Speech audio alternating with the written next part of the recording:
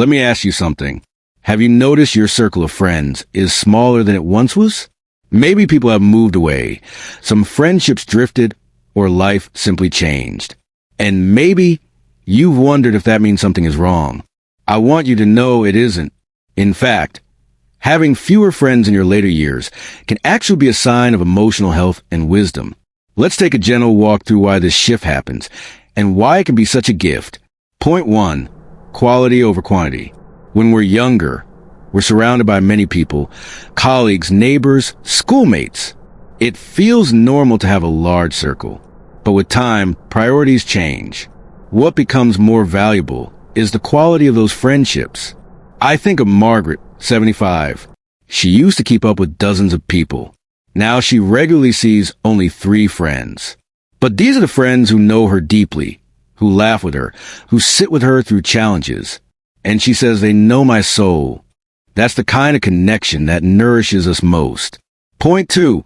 Less stress, more peace. Keeping up with too many friendships can sometimes feel like pressure, remembering every birthday, answering every call, showing up at every gathering. After 70, peace and rest become precious. Robert, 72, shared that he once said yes to everything. He found himself constantly tired, stretched thin. Now, he chooses a quiet walk once a week with his closest friend. That one friendship leaves him feeling calm, supported, and fulfilled. Point 3. Trust and reliability matter most. As we get older, life brings more real challenges. Our health, our mobility, and sometimes loneliness. In those moments, what truly matters is having even 1 or 2 people we can rely on. When Jean, at 78, fell and broke her hip, it wasn't her casual acquaintances who showed up. It was her best friend of 40 years. That kind of trust, the kind built slowly, lovingly over time, is worth far more than a big social circle. Point 4. Deeper conversations, stronger bonds. In this stage of life, many people no longer crave small talk. What feels healing are those deeper, meaningful conversations about family, about memories, about the journey of life itself. Harold, age 80, told me that afternoons with his longtime friend Bill are his favorite moments.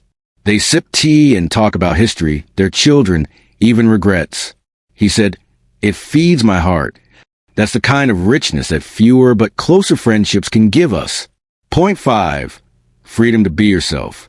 One of the most beautiful things about having fewer friends is that you don't have to put on a mask. You can simply be yourself.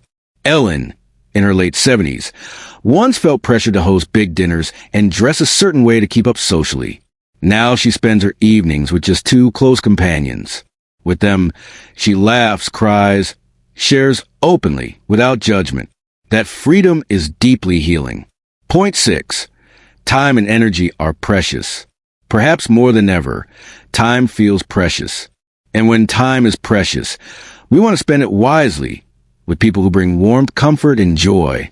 Having fewer friends isn't about shutting people out. It's about choosing where your heart feels most at peace.